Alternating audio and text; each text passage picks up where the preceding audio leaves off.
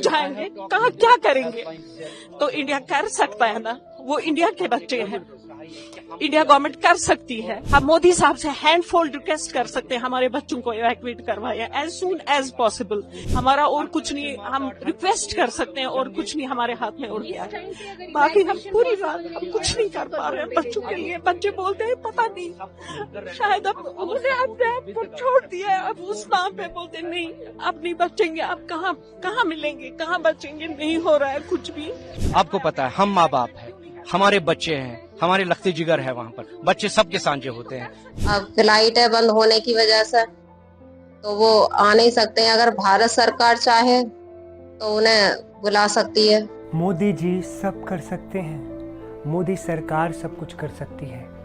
ये भरोसा है उन माओं का, उन बहनों का, उन फादर्स का जिनके बच्चे ईरान में फंस गए थे, और उनके भरोसे को बनाए रखा भारत सरकार ने भी।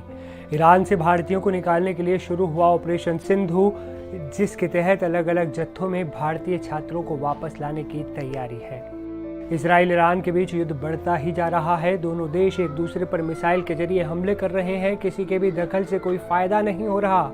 इससे दोनों और भारी नुकसान ही नुकसान है। हालांकि इजराइल से ज़्यादा जानमाल का नुकसान ईरान को हुआ है।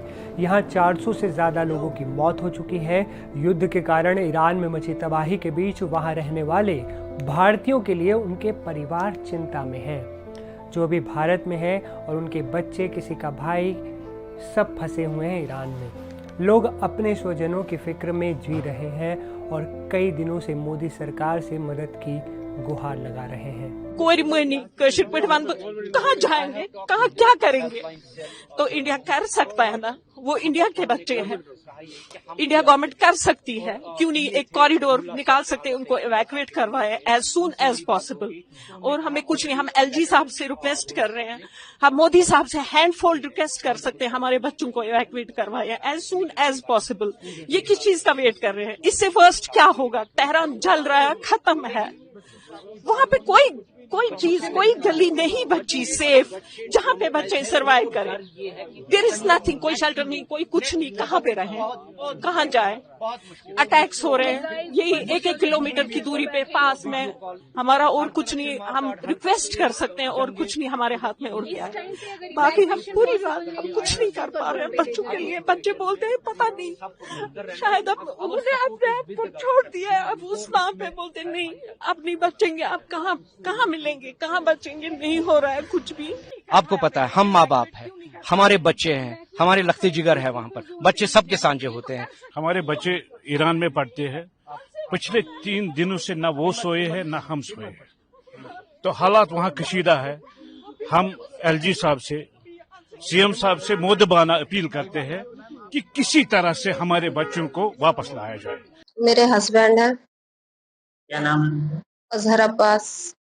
फिलहाल उनके क्या हालात हैं? कब आपकी बातचीत हुई है? मेरी बातचीत कल सुबह हुई थी। आज भी रात भी फोन आया था, लेकिन वहाँ नेटवर्क प्रॉब्लम की वजह से बात नहीं हो पा रही, क्योंकि वहाँ नेट नहीं चल रहा। कल बता रहे थे कि हमारे पास से 100 किलोमीटर दूर बमबारी हुई है रात बहुत ज्यादा, और रात को बहुत कानों में आवाज आती है, तो एक दहशत सी होती है। आप चाहते हैं कि वो इंडिया वापस आए? क्या आपने कोई पहल की है कुछ वो जल्द वापस? जी सर, हम चाहते हैं कि वो इंडिया आ जाए, भारत सरकार बुला ले, क्योंकि उनका टिकट भी 1 जुलाई का हो गया था, जब तक लड़ाई का कोई अंदेशा नहीं था। अब फ्लाइट है बंद होने की वजह से तो वो आ नहीं सकते हैं। अगर भारत सरकार चाहे तो उन्हें बुला सकती है, और क्योंकि वहां पर गरीब लोग सभी तरह के रहते हैं, अगर भारत सरकार अपना खर्चा देकर उन्हें बुला ले तो बेहतर है। इस बीच भारत सरकार ने भी ईरान में रहने वाले भारतीयों की सकुशल घर वापसी के लिए ऑपरेशन सिंधु की शुरुआत की। ऑपरेशन सिंधु के जरिए भारतीयों को सुरक्षित ईरान से वापस इंडिया लाया जा रहा है। आपको बता दें कि ईरान में बड़ी संख्या में भारतीय छात्र पढ़ाई करते हैं। इनमें कश्मीर के छात्रों की संख्या भी काफी ज्यादा है। इन सभी को युद्ध स्तर पर तैयारी करके वापस लाया जा रहा है। मालूम हो कि ईरान के उर्मिया मेडिकल यूनिवर्सिटी में पढ़ने वाले 110 भारतीय छात्रों को सुरक्षित रूप से आर्मेनिया लाया गया और वहां से भारत के विदेश मंत्रालय ने कहा कि ईरान और इजराइल में चल रहे घटनाक्रम के मद्देनजर मंत्रालय में 24 घंटे यानी 24/7 कंट्रोल रूम स्थापित किया गया है।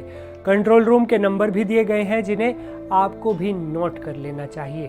1800-11-8797 टोल फ्री नंबर है ये। +91 1123012113। एक और नंबर है +91 1123014104। एक और नंबर नोट कर लीजिए +91 1123017905।